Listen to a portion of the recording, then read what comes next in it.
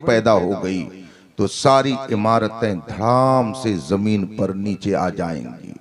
उसको आप एक मिसाल से यूं समझ सकते हैं। आप देख रहे हैं आपके इर्द गिर्द अगल बगल दरख्त लगे होते हैं। दरख्त में दो चीजें बड़ी अहमियत की हामिल होती हैं।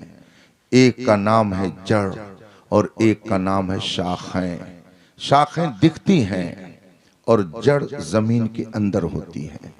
अगर शाखों को काट दिया जाए, शाखों को तोड़ दिया जाए और जड़ मौजूद हो तो फिर उन शाखों में हरियाली आ जाती है। दरख्त के अंदर पत्तियां फूल फिर दिखने लगते हैं। लेकिन अगर जड़ काट दी जाए तो जितनी शाखें मौजूद होती हैं वो सब खुश्क होकर सूख कर एक दिन खुद ब खुद टूट कर जमीन पर गिर जाती हैं। इन दोनों चीजों में असल जड़ है। जिस तरह से दरख्त की जड़ दरख्त के वजूद के लिए असल है, अगर जड़ मौजूद है तो दरख्तों में हरियाली आएगी, फूल और पत्तियां निकलेंगी।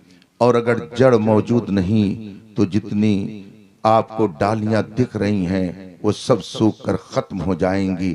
बिल्कुल इसी तरह से समझिए, एक है अकीदा और एक है अमल। दोनों अलग अलग चीजें हैं। अकीदे का ताल्लुक दिल से है और अमल का ताल्लुक जाहिरी आज़ा से है। अकीदा अंदर होता है जिस तरह से कि दरख्त की जड़ अंदर होती है, और अमाल बज़ाहिर दिखते हैं जैसे कि दरख्त की शाखें दिखती हैं। रोजा, नमाज, हज, ज़कात, सदका, खैरात, कुरान करीम की तिलावत, दुरूद पाक का विर्द, ये सारी चीजें अमल हैं। इनका ताल्लुक अमल से है। अकीदा कुछ और चीज है। अकीदा बुनियाद है। अगर अकीदा सलामत तो ये सारे आमाल काबिल कबूल, और अगर अकीदा सलामत नहीं तो सब मुंह पर मार दिए जाएंगे। अगर बज़ाहिर किसी के आमाल बहुत अच्छे होंगे लेकिन अकीदा उसका गड़बड़ होगा तो सब के सब उसके मुंह पर फेंक दिए जाएंगे। रब की बारगाह में उसका कोई एतबार नहीं होगा।